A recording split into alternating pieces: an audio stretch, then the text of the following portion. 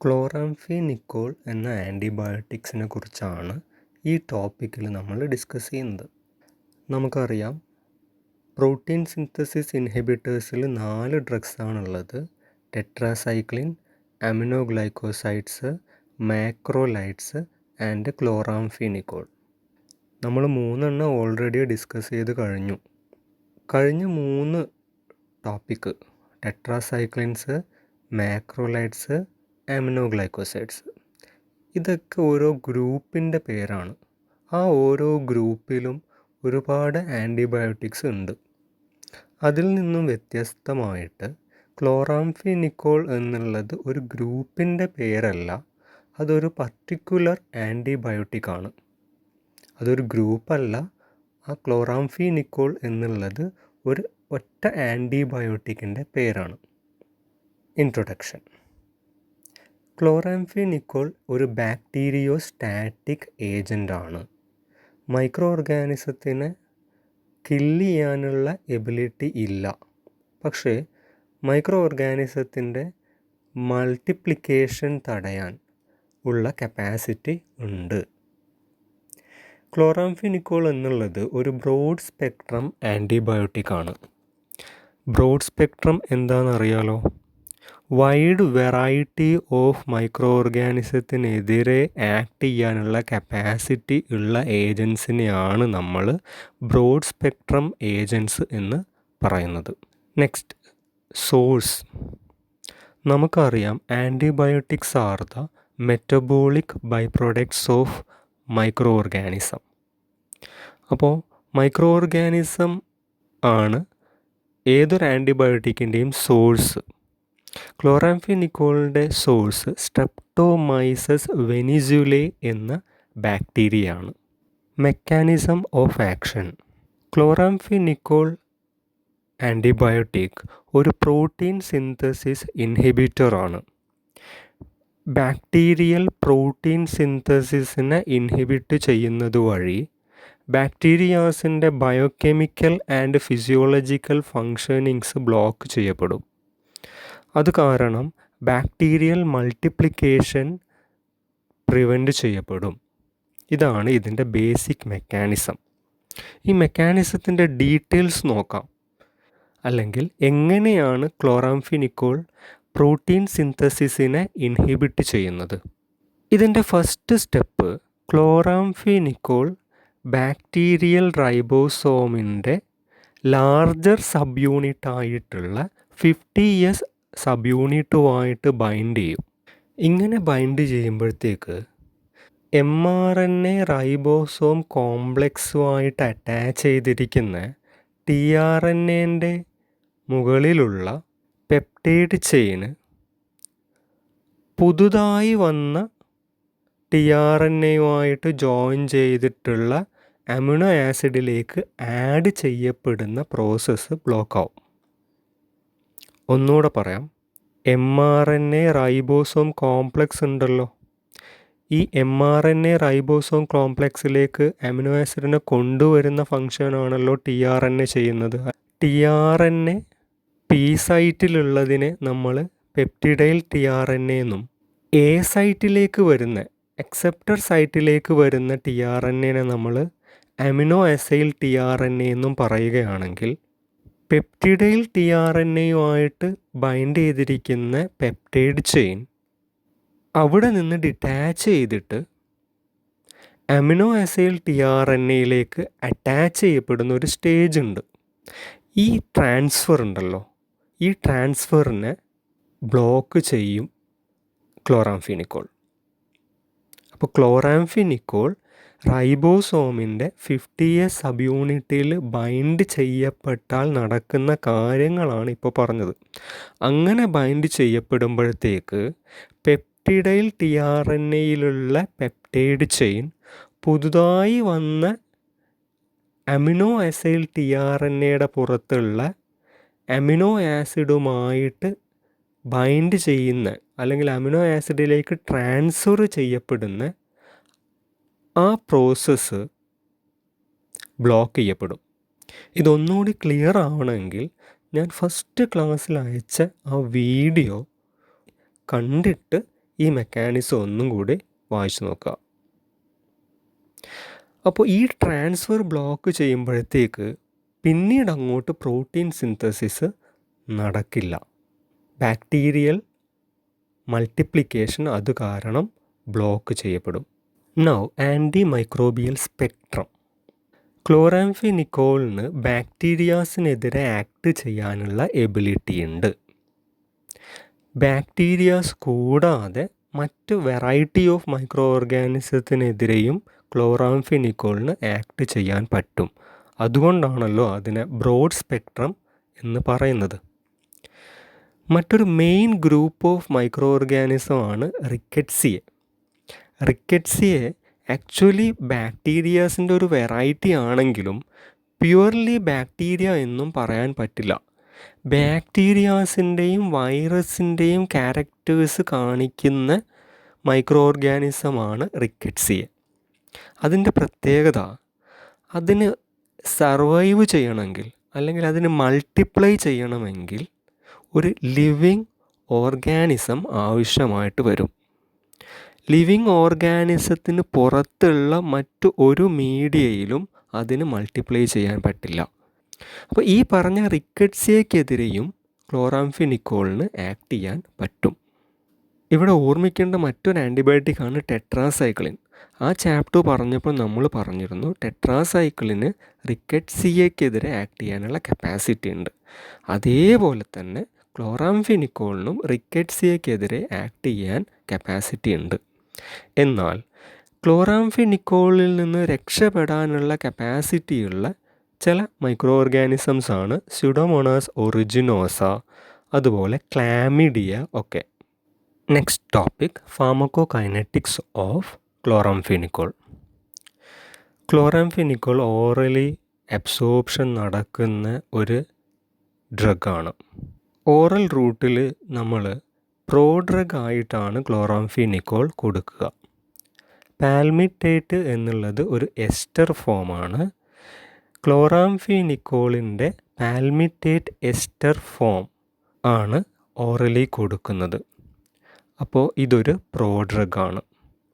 Prodrug നന്നായിട്ട് absorb ചെയ്ത് ബ്ലഡിലെത്തുന്ന ഫോമാണ്. ബ്ലഡിലെത്തിക്കഴിഞ്ഞാൽ ബോഡിയിലെ എൻസൈമാറ്റിക് സിസ്റ്റം ഇതിനെ കൺവേർട്ട് ചെയ്ത് ആക്റ്റീവ് ഡ്രഗായിട്ടുള്ള ക്ലോറാംഫെനിക്കോളായിട്ട് മാറ്റും. ഇതാണ് അബ്സോർപ്ഷൻ. ക്ലോറാംഫെനിക്കോളിൻ്റെ ഡിസ്ട്രിബ്യൂഷനെ കുറിച്ച് പറയാം. ക്ലോറാംഫെനിക്കോൾ സെറിബ്രോസ്പൈനൽ ഫ്ലൂയിഡിലേക്ക് ഡിസ്ട്രിബ്യൂട്ട് ചെയ്യപ്പെടും. ഇതിൻ്റെ advantage central nervous system infections treat ചെയ്യാൻ ക്ലോറാംഫെനിക്കോൾ ഹെൽപ്ഫുള്ളാണ്. അടുത്തൊരു point about metabolism. Chloramphenicol metabolise ചെയ്യപ്പെടുന്നത് ലിവറിലാണ്. ഗ്ലൂക്കുറോണിഡേഷൻ എന്ന പ്രോസസ്സ് വഴിയാണ് ക്ലോറാംഫെനിക്കോൾ മെറ്റബോളൈസ് ചെയ്യപ്പെടുന്നത്. ഗ്ലൂക്കുറോണിഡേഷൻ എന്നാൽ ക്ലോറാംഫെനിക്കോൾ മോളിക്യൂളിലേക്ക് ഒരു ഗ്ലൂക്കുറോണിക് ആസിഡ് മോളിക്യൂൾ അറ്റാച്ച് ചെയ്തുണ്ടാവുന്ന കോംപ്ലക്സ്, ആ പ്രോസസ്സാണ് glucuronidation. Chloramphenicol plus glucuronic acid give a glucuronide complex. അപ്പോൾ മെറ്റബോളൈറ്റിൻ്റെ പേര് ഗ്ലൂക്കുറോണൈഡ് എന്നാണ്. ഇനി ക്ലോറാംഫെനിക്കോളിൻ്റെ എലിമിനേഷനെ കുറിച്ച്. ക്ലോറാംഫെനിക്കോൾ ബോഡിയിൽ നിന്ന് എക്സ്ക്രീറ്റ് ചെയ്യപ്പെടുന്നത് 2 റൂട്ട് വഴിയാണ്. ഒന്ന് കിഡ്നിയും 2 ബൈലും. ഈ 2 മെത്തേഡ് കൂടാതെ ലാക്ടേറ്റിംഗ് ലേഡി ആണെങ്കിൽ ക്ലോറാംഫെനിക്കോൾ മിൽക്കിൽ കൂടി സെക്രീറ്റ് ചെയ്ത് പുറത്തു വരും. ഇനി ഒരു പ്രഗ്നൻ്റ് ലേഡിക്കാണ് ക്ലോറാംഫെനിക്കോൾ കൊടുക്കുന്നതെങ്കിൽ അത് പ്ലാസൻ്റ ക്രോസ് ചെയ്ത് ഫീറ്റസിലെത്താനുള്ള ചാൻസ് ഉണ്ട്. അടുത്ത ടോപ്പിക്ക് ക്ലോറാംഫെനിക്കോളിൻ്റെ ഡോസാണ്. നേരത്തെ പറഞ്ഞ പോലെ ജനറലി ക്ലോറാംഫെനിക്കോൾ കൊടുക്കുന്നത് ഓറൽ റൂട്ട് വഴിയാണ്. ഓറൽ റൂട്ടിലേക്ക് കൊടുക്കുമ്പോൾ അതിൻ്റെ ഡോസ് 250 to 500 മില്ലിഗ്രാം ആണ്. 250 to 500 മില്ലിഗ്രാം 6 hourly. ക്യാപ്സ്യൂൾ ഫോമിലാണ് ജനറലി ക്ലോറാംഫെനിക്കോൾ അവൈലബിൾ ആയിട്ടുള്ളത്. ഇപ്പോൾ പറഞ്ഞത് അഡൽട്ട് ഡോസാണ്. ഇനി ഒരു അഡൽട്ടിന് ഡെയിലി കൊടുക്കാൻ പറ്റുന്ന മാക്സിമം ഡോസ് 28 ഗ്രാമാണ്. Now about child dose. ചിൽഡ്രന് കൊടുക്കാൻ പറ്റിയ dose 25 to 50 milligram per kilogram per day. കുട്ടീൻ്റെ വെയ്റ്റിനനുസരിച്ച് ഡോസ് തീരുമാനിച്ചിട്ടാണ് ക്ലോറാംഫെനിക്കോൾ കൊടുക്കേണ്ടത്. അടുത്ത topic therapeutic uses of chloramphenicol. Used against typhoid fever. നിങ്ങൾക്കറിയാം സാൽമണല്ല ടൈഫി എന്ന ഓർഗാനിസം ഉണ്ടാക്കുന്ന ഡിസീസാണ് ടൈഫോയിഡ് ഫീവർ. ക്ലോറാംഫെനിക്കോൾ മെനിഞ്ചൈറ്റിസിൻ്റെ ട്രീറ്റ്മെൻറ്റിന് യൂസ് ചെയ്യും. മെനിഞ്ചൈറ്റിസ് ഉണ്ടാക്കുന്ന ഡിഫറെൻ്റ് ഓർഗാനിസംസ് ആണ് Haemophilus influenzae, Neisseria meningitidis, Streptococcus pneumoniae etcetera. അടുത്തൊരു യൂസ്ഡ് അഗെയിൻസ്റ്റ് സെപ്സിസ്. സെപ്സിസ് എന്ന് പറഞ്ഞാൽ സിംപ്ലി പറയുകയാണെങ്കിൽ life threatening complication of an infection. ഏത് ഇൻഫെക്ഷനും ആവാം, ആ ഇൻഫെക്ഷനെതിരെ ബോഡി റിയാക്ട് ചെയ്യാൻ ശ്രമിക്കുന്നു. ആ റിയാക്ഷൻ്റെ ഭാഗമായിട്ട് സീരിയസ് കോംപ്ലിക്കേഷൻസ് വരുന്നു. അപ്പോൾ ഇങ്ങനെയുള്ള ലൈഫ് ത്രെട്ടനിങ് സെപ്സിസിൻ്റെ ട്രീറ്റ്മെൻറ്റിൽ ഇമ്പോർട്ടൻ്റ് റോള് വഹിക്കുന്ന ഒരു ആൻറ്റിബയോട്ടിക്കാണ് ക്ലോറാംഫെനിക്കോൾ. അടുത്ത യൂസ്ഡ് അഗെയിൻസ്റ്റ് ഡിഫറെൻറ്റ് റിക്കറ്റ്സിയൽ ഡിസീസസ്. അടുത്തൊരു ബ്രൂസെല്ലോസിസ്. ബ്രൂസെല്ലോസിസ് ഒരു ബാക്ടീരിയൽ ഇൻഫെക്ഷനാണ്. അനിമലിൽ നിന്ന് ഹ്യൂമണിലേക്ക് എത്തുന്ന ഒരു ബാക്ടീരിയൽ ഇൻഫെക്ഷനാണ്. ജനറലി അൺപാസ്ചറൈസ്ഡ് ആയിട്ടുള്ള മിൽക്ക് ഉപയോഗിക്കുന്നത് കാരണം വരുന്ന ഒരു ബാക്ടീരിയൽ ഇൻഫെക്ഷനാണ്. അടുത്ത topic adverse effects of chloramphenicol. Main adverse effects ഒക്കെ bone marrow related adverse effects ആണ്. ബോൺ മാരോ ചേഞ്ചസ് ഉണ്ടാവുന്നത് കാരണം ക്ലോറാംഫെനിക്കോൾ എല്ലാ ബ്ലഡ് സെൽസിൻ്റെയും കൗണ്ട് കുറയ്ക്കും. WBC, RBC, പ്ലേറ്റ്ലെറ്റ് ഈ 3 ടൈപ്പ് ഓഫ് ബ്ലഡ് സെൽസിൻ്റെയും കൗണ്ട് കുറയുന്ന ആ ഒരു കണ്ടീഷനെയാണ് പാൻസൈറ്റോപീനിയ എന്ന് പറയുന്നത്. അതുകൊണ്ട് തന്നെ നമുക്ക് പറയാം ലൂക്കോപീനിയ ഉണ്ടാവും. ലൂക്കോപീനിയ മീൻസ് WBCയുടെ കൗണ്ട് കുറയുന്ന കണ്ടീഷൻ. ത്രോംബോസൈറ്റോപീനിയ ഉണ്ടാവും. ത്രോംബോസൈറ്റോപീനിയ മീൻസ് പ്ലേറ്റ്ലെറ്റ്സിൻ്റെ കൗണ്ട് കുറയുന്ന കണ്ടീഷൻ. അപ്ലാസ്റ്റിക് അനീമിയ ഉണ്ടാവും. ബോൺ മാരോ ഡിഫക്റ്റ് അല്ലെങ്കിൽ ബോൺ മാരോ ഡാമേജ് കാരണം ഉണ്ടാവുന്ന അനീമിയയാണ് അപ്ലാസ്റ്റിക് അനീമിയ. അടുത്തൊരു മെയിൻ സൈഡ് എഫക്റ്റ് അല്ലെങ്കിൽ important side effect idiosyncratic response ആണ്. ഇഡിയോസിൻക്രസി എന്ന് പറഞ്ഞാൽ untoward reaction to a drug that occurs in small fraction of patient and have no obvious relationship to dose or duration of therapy.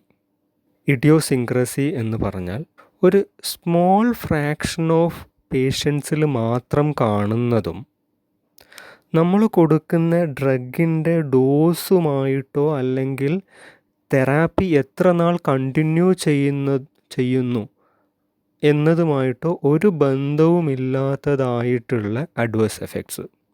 ഒന്നും കൂടെ പറയാം, ഈ reactions അത് എന്താണെന്ന് പർട്ടിക്കുലർലി നമുക്ക് പറയാൻ പറ്റില്ല. അത് വളരെ കുറച്ച് ആൾക്കാർക്ക് മാത്രമേ കാണപ്പെടുന്നുള്ളൂ. അത് എന്തും ആവാം. എക്സ്പെക്റ്റ് ചെയ്യാത്തതായിട്ടുള്ള അഡ്വേഴ്സ് എഫക്ട്സ് വളരെ കുറച്ച് പീപ്പിളിൽ മാത്രം കാണുന്നു. അടുത്ത അഡ്വേഴ്സ് എഫക്ട്സ് ഒക്കെ GI സിംറ്റംസ് ആണ്. Nausea, vomiting, diarrhoea. മറ്റൊരു ഇമ്പോർട്ടൻ്റ് അഡ്വേഴ്സ് എഫക്റ്റാണ് അൺപ്ലസൻറ്റ് ടേസ്റ്റ്. വേറൊരു അഡ്വേഴ്സ് എഫക്ട്സ് ആണ് സൂപ്പർ ഇൻഫെക്ഷൻ. എസ്പെഷ്യലി മൗത്തിലുണ്ടാവുന്ന കാൻഡിഡിയാസിസ്. സൂപ്പർ ഇൻഫെക്ഷന് കാരണം അറിയാലോ, നമുക്ക് ഹെൽപ്ഫുൾ ആയിട്ടുള്ള മൈക്രോഫ്ലോറ ഡിസ്ട്രോയ് ചെയ്യപ്പെടുന്നത് കാരണം അവിടെ ഉണ്ടാവുന്ന മറ്റ് ചില ഇൻഫെക്ഷൻസ് ആണ് സൂപ്പർ ഇൻഫെക്ഷൻസ്.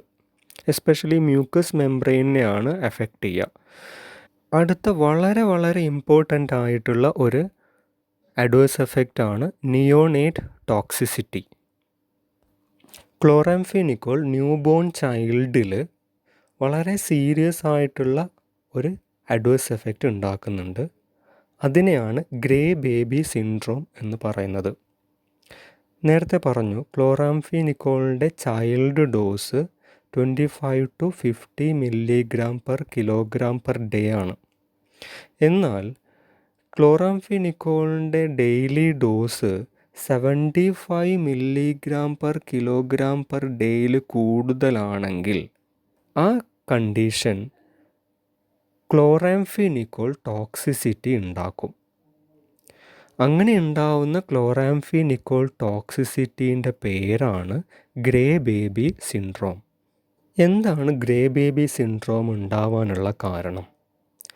മെറ്റബോളിസത്തിനെ കുറിച്ച് തൊട്ട് മുമ്പിലുള്ള ഒരു സ്ലൈഡിൽ പറഞ്ഞിരുന്നു. ക്ലോറാംഫെനിക്കോളിൻ്റെ മെറ്റബോളിസം ഗ്ലൂക്കുറോണിഡേഷൻ എന്ന പ്രോസസ്സ് വഴിയാണ് നടക്കുന്നത്. ഈ ഗ്ലൂക്കുറോണിഡേഷൻ നടക്കാൻ ഹെൽപ്പ് ചെയ്യുന്ന ഒരു എൻസൈമാണ് ഗ്ലൂക്കുറോണൈൽ ട്രാൻസ്ഫറേസ്. ഗ്ലൂക്കുറോണൈൽ ട്രാൻസ്ഫറേസ് എൻസൈമിൻ്റെ ഹെൽപ്പ് കാരണം ഒരു ഗ്ലൂക്കുറോണിക് ആസിഡ് മോളിക്യൂൾ ക്ലോറാംഫെനിക്കോളുമായിട്ട് അറ്റാച്ച് ചെയ്തിട്ട് ഒരു കോംപ്ലക്സ് ഉണ്ടാവും. ആ കോംപ്ലക്സിൻ്റെ പേരാണ് ഗ്ലൂക്കുറോണൈഡ് എന്നുള്ളത്. ഈ ഗ്ലൂക്കുറോണൈഡ് ഉണ്ടായാൽ മാത്രമേ ക്ലോറാംഫെനിക്കോളിൻ്റെ എക്സ്ക്രീഷൻ സാധ്യമാവുള്ളൂ. പ്യുവർ ക്ലോറാംഫെനിക്കോളിന് ഒരിക്കലും എക്സ്ക്രീറ്റ് ചെയ്ത് പുറത്തു പോകാൻ പറ്റില്ല. എക്സ്ക്രീഷൻ വളരെ കുറയും അങ്ങനെയുള്ള കണ്ടീഷനിൽ. ഇങ്ങനെ എക്സ്ക്രീഷൻ കുറയുമ്പോഴാണ് അത് ടോക്സിസിറ്റിയിലേക്ക് നയിക്കുന്നത്. ആ ടോക്സിസിറ്റീൻ്റെ പേരാണ് ഗ്രേ ബേബി സിൻഡ്രോം. ചെറിയ കുട്ടികൾക്ക് അല്ലെങ്കിൽ നിയോനേറ്റ്സിന് അല്ലെങ്കിൽ ന്യൂ ബോൺ ബേബിക്ക് ഗ്ലൂക്കുറോണൈൽ ട്രാൻസ്ഫറേസ് എൻസൈമിൻ്റെ കണ്ടൻറ്റ് വളരെ കുറവാണ്. ഗ്ലൂക്കുറോണൈൽ ട്രാൻസ്ഫറേസ് എൻസൈമിൻ്റെ ആക്ടിവിറ്റി വളരെ ഇനാഡിക്വേറ്റ് ആണ്. അത് കാരണം ഗ്ലൂക്കുറോണിക് ആസിഡിന് ക്ലോറാംഫെനിക്കോളുമായിട്ട് ബൈൻഡ് ചെയ്ത് ഗ്ലൂക്കുറോണൈഡ് ഉണ്ടാവാൻ പറ്റില്ല. അങ്ങനെ ഉണ്ടായില്ലെങ്കിൽ പ്യുവർ ക്ലോറാംഫെനിക്കോൾ ആസ് സച്ച് നിയോനേറ്റിൻ്റെ ബോഡിയിൽ ഉണ്ടാവുകയും അതിൻ്റെ എക്സ്ക്രീഷൻ കുറയുകയും അത് ടോക്സിസിറ്റിയിലേക്ക് നയിക്കുകയും ചെയ്യുന്നു. ഇതാണ് ഗ്രേ ബേബി സിൻഡ്രോം. ഇനി ഇത് കുട്ടികൾക്ക് മാത്രം ഉണ്ടാവുന്ന ഒരു പ്രശ്നമല്ല. ഡോസ് വളരെ കൂടുമ്പോൾ അഡൽട്ടിനും ഗ്രേ സിൻഡ്രോം ഉണ്ടാവാം. ഡോസ് വളരെ കൂടുമ്പോൾ അത്രയും ഡോസിനെ ഗ്ലൂക്കുറോണൈഡ് ആക്കി മാറ്റാനുള്ള ഗ്ലൂക്കുറോണൈൽ ട്രാൻസ്ഫറേസ് എൻസൈം അഡൽട്ട് ബോഡിയിലും ഉണ്ടാവില്ല. അത് കാരണം അഡൽട്ടിനും ഗ്രേ സിൻഡ്രോം ഉണ്ടാവാം. എന്തൊക്കെയാണ് ഗ്രേ ബേബി സിൻഡ്രോമിൻ്റെ സിംറ്റംസ്? നിയോനേറ്റ് വൊമിറ്റ് ചെയ്യും, മിൽക്ക് എടുക്കാൻ സമ്മതിക്കില്ല അല്ലെങ്കിൽ refusal to suck, irregular respiration, loose green stool, then cyanosis develop. Cyanosis എന്ന് പറഞ്ഞാൽ സ്കിന്നിൽ, നെയിലിൽ, ലിപ്സിൽ, അതുപോലെ കണ്ണിൻ്റെ ചുറ്റുമൊക്കെ ഉണ്ടാവുന്ന ബ്ലൂ കളർ. കുറച്ചും കൂടെ പ്രോഗ്രസ് ചെയ്യുമ്പോൾ ഒരു 24 hours കളറ് ഗ്രേ കളറായിട്ട് മാറും. വീണ്ടും പ്രോഗ്രസ് ചെയ്ത് കഴിഞ്ഞാൽ മെറ്റബോളിക് അസിഡോസിസ് ഉണ്ടാവും. മെറ്റബോളിക് അസിഡോസിസ് എന്ന് പറഞ്ഞാൽ ബോഡിയിൽ ആസിഡ് ബിൽഡപ്പ് കൂടുന്ന ഒരു പ്രശ്നമാണ്. അതിൻ്റെ ഒരു സൈനാണ് ബ്ലഡ് pH അസിഡിക് ആവുക എന്നുള്ളത്. ബ്ലഡിൻ്റെ നോർമൽ pH 7.4 ആണ്. pH വളരെ കുറഞ്ഞ് അസിഡിക് pH റേഞ്ചിലേക്ക് വരും. അത് ഈ ഒരു സ്റ്റേജിലേക്ക് എത്തുമ്പോഴത്തേക്ക് നിയോനേറ്റൽ ഡെത്ത് ഉണ്ടാവാനുള്ള ചാൻസ് ഉണ്ട്. Next topic is contraindications of chloramphenicol. പ്രഗ്നൻസിയിൽ ക്ലോറാംഫെനിക്കോൾ കൊടുക്കാൻ പാടില്ല. ക്ലോറാംഫെനിക്കോളിന് പ്ലാസൻ്റ ക്രോസ് ചെയ്യാനുള്ള കപ്പാസിറ്റി ഉണ്ട്. അത് ഫീറ്റസിലെത്തും. നേരത്തെ പറഞ്ഞ പോലെ ഗ്രേ ബേബി സിൻഡ്രോം അടക്കമുള്ള കണ്ടീഷൻസിലേക്ക് നയിക്കും. ഇൻഫൻസിന് ഇത് കൊടുക്കാൻ പാടില്ല, കാരണം ഗ്രേ ബേബി സിൻഡ്രോം.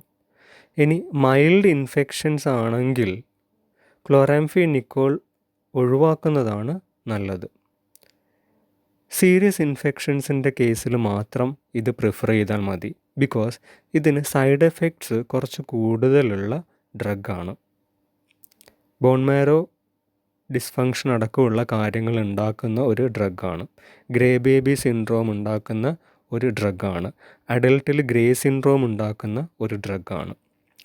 അപ്പോൾ മറ്റ് ഏതെങ്കിലും ആൻറ്റിബയോട്ടിക് കൊടുത്ത് ട്രീറ്റ് ചെയ്യാൻ പറ്റുന്ന ഇൻഫെക്ഷൻസിൽ ക്ലോറാംഫെനിക്കോൾ അവോയ്ഡ് ചെയ്യുന്നതാണ് നല്ലത്. ഒരു എക്സാമ്പിൾ പറയാം.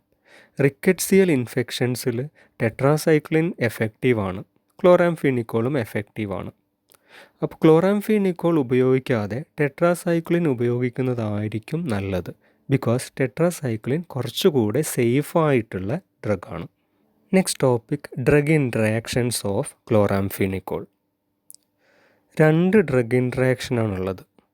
അതിലൊന്ന്, chloramphenicol is an enzyme inhibitor. Chloramphenicol hepatic എൻസൈംസിൻ്റെ ആക്ടിവിറ്റീനെ പ്രിവെൻറ്റ് ചെയ്യും. ഇങ്ങനെ പ്രിവെൻറ്റ് ചെയ്യുന്നത് കാരണം മറ്റ് പല ഡ്രഗ്സിൻ്റെയും മെറ്റബോളിസം കുറയും. For example, chlorpropamide, tolbutamide, cyclophosphamide ഇങ്ങനെയുള്ള മറ്റ് ഡ്രഗ്സിൻ്റെ മെറ്റബോളിസം കുറയും. അപ്പോൾ ഇവിടെ എൻസൈം ഇൻഹിബിഷൻ കാരണം, ക്ലോറാംഫെനിക്കോൾ ഉണ്ടാക്കുന്ന എൻസൈം ഇൻഹിബിഷൻ കാരണം മറ്റ് പല ഡ്രഗ്സിൻ്റെയും മെറ്റബോളിസം കുറയുകയും ആ ഡ്രഗ്സിൻ്റെ ടോക്സിസിറ്റിയിലേക്ക് നയിക്കുകയും ചെയ്യും. അടുത്തൊരു ഡ്രഗ് ഇൻട്രാക്ഷൻ എൻസൈം ഇൻഡക്ഷൻ വഴിയാണ് നടക്കുന്നത്.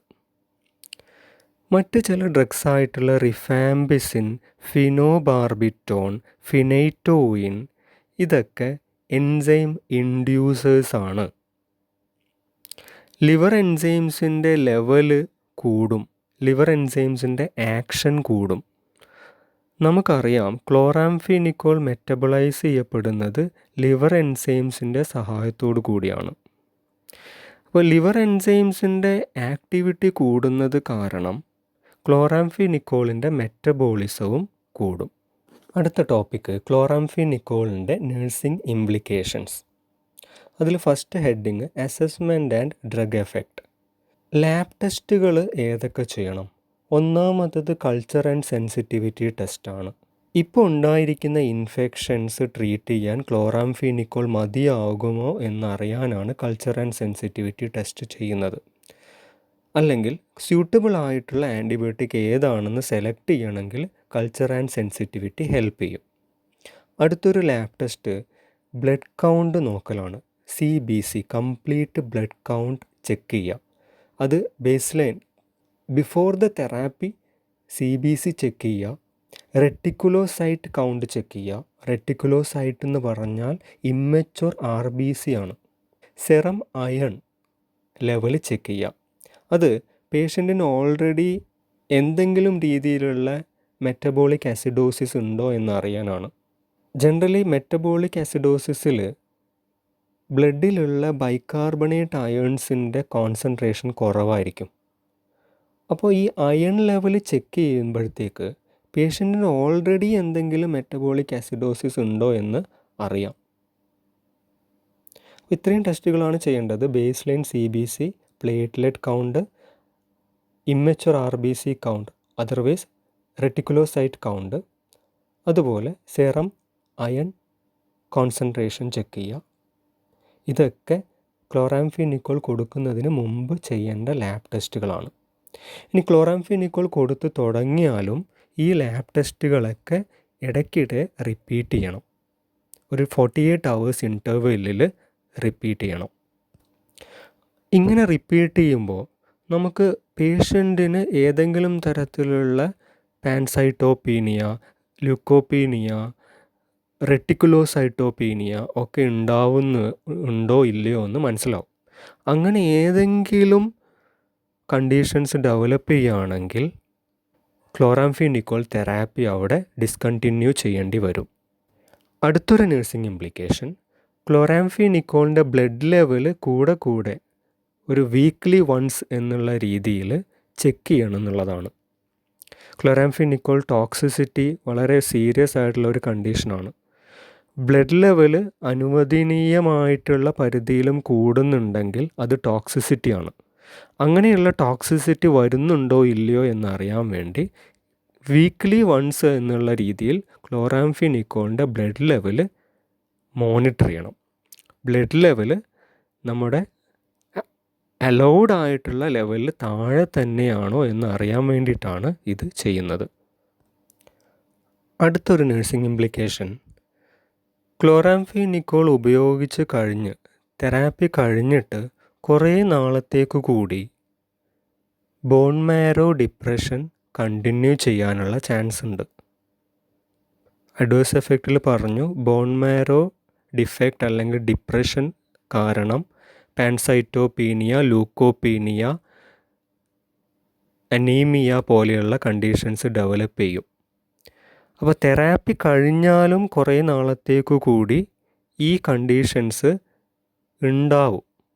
പ്രത്യേകിച്ച് ലിവർ ഫെയിലർ ഉള്ള പേഷ്യൻസ്, റീനൽ ഫങ്ഷൻസ് കുറവുള്ള patients, infants, children, premenopausal women, ഇങ്ങനെയുള്ള വിഭാഗങ്ങൾക്ക് തെറാപ്പി കഴിഞ്ഞ് കുറേ നാളത്തേക്ക് കൂടി ബോൺ മാരോ ഡിപ്രഷനുമായിട്ട് ബന്ധപ്പെട്ടിട്ടുള്ള പാൻസൈറ്റോപീനിക് കണ്ടീഷൻസ് ഉണ്ടാവും. സോ പറയേണ്ടത്, തെറാപ്പി കഴിഞ്ഞ് പോകുമ്പോൾ കൂടെ കൂടെ ബ്ലഡ് കൗണ്ട് ചെക്ക് ചെയ്യാനുള്ള കാര്യങ്ങൾ പറഞ്ഞു കൊടുക്കുക. ഇടയ്ക്കിടെ ബ്ലഡ് കൗണ്ട് മോണിറ്റർ ചെയ്യാൻ അവരെ അഡ്വൈസ് ചെയ്യുക, പീരിയോഡിക്കൽ മോണിറ്ററിങ്. പൊതുവെ അഡ്വേഴ്സ് എഫക്ട്സ് ഒക്കെ കൂടിയ ഒരു ഡ്രഗ് ആയതുകൊണ്ട് തന്നെ പേഷ്യൻ്റ് അത്യാവശ്യം സ്റ്റേബിൾ ആയി കഴിഞ്ഞാൽ ക്ലോറാംഫെനിക്കോൾ തെറാപ്പി സ്റ്റോപ്പ് ചെയ്യാറാണ് പതിവ്.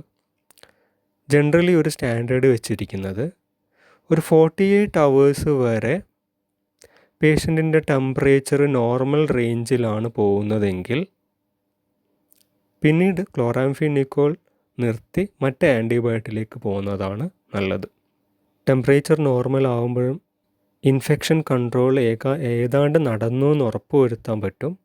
അങ്ങനെ നോർമലായി കഴിയുമ്പോഴത്തേക്ക് ക്ലോറാംഫെനിക്കോൾ നിർത്തി സ്യൂട്ടബിൾ ആയിട്ടുള്ള മറ്റേതെങ്കിലും ആൻറ്റിബയോട്ടിക് കണ്ടിന്യൂ ചെയ്യാറാണ് പൊതുവെ ചെയ്യുന്നത്.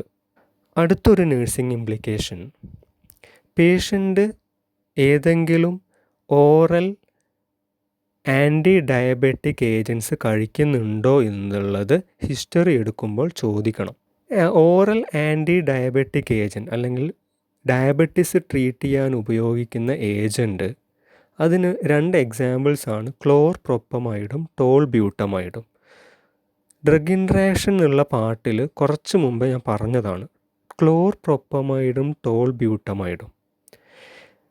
ക്ലോറാംഫെനിക്കോൾ ഒരു എൻസൈം ഇൻഹിബിറ്റർ ആയതുകൊണ്ട് ലിവർ എൻസൈംസിൻ്റെ ആക്ടിവിറ്റി കുറയ്ക്കും. ലിവർ എൻസൈംസിൻ്റെ ആക്ടിവിറ്റി കുറയുമ്പോൾ ക്ലോർപ്രോപ്പമൈഡിൻ്റെയും ടോൾബ്യൂട്ടമൈഡിൻ്റെയും മെറ്റബോളിസം കുറയും. ഇത് രണ്ടും ഷുഗർ ലെവൽ കുറയ്ക്കുന്ന ഡ്രഗ്സാണ്, ഡയബറ്റിസ് ട്രീറ്റ് ചെയ്യാൻ ഉപയോഗിക്കുന്നുണ്ട്. അപ്പോൾ ഈ 2 ഡ്രഗിൻ്റെയും മെറ്റബോളിസം കുറയുക എന്ന് പറഞ്ഞാൽ ബ്ലഡിൽ ഈ ഡ്രഗിൻ്റെ കോൺസെൻട്രേഷൻ കൂടുക എന്നുള്ളതാണ് അർത്ഥം. കോൺസെൻട്രേഷൻ കൂടുമ്പോഴത്തേക്ക് ഷുഗർ ലെവൽ വളരെ കൂടുതൽ അങ്ങോട്ട് കുറഞ്ഞു പോകും, നന്നായിട്ട് അങ്ങോട്ട് കുറയും ഷുഗർ ലെവൽ. സോ പറഞ്ഞു വന്നത്, ഹിസ്റ്ററി എടുക്കുമ്പോൾ പേഷ്യൻ്റ് ഡയബറ്റിസ് ട്രീറ്റ് ചെയ്യാൻ ഉപയോഗിക്കുന്ന ഡ്രഗ്സ് ഏതെങ്കിലും കഴിക്കുന്നുണ്ടോ എന്ന് അറിയണം, എസ്പെഷ്യലി ക്ലോർപ്രോപ്പമൈഡും ടോൾബ്യൂട്ടമൈഡും. ഇത് കഴിക്കുന്ന പേഷ്യൻ്റ് ആണെങ്കിൽ ഇടയ്ക്കിടെ ഷുഗർ ലെവൽ മോണിറ്റർ ചെയ്യേണ്ടതിൻ്റെ ഇമ്പോർട്ടൻസ് പറഞ്ഞു കൊടുക്കുക, അല്ലെങ്കിൽ ഇടയ്ക്കിടെ ഷുഗർ ലെവൽ മോണിറ്റർ ചെയ്യുക. പേഷ്യൻറ്റിന് ഹൈപ്പോഗ്ലൈസീമിയ വരുന്നുണ്ടോ എന്നറിയാൻ വേണ്ടിയിട്ടാണ് ഈ ഷുഗർ ലെവൽ മോണിറ്ററിങ് ചെയ്യുന്നത്.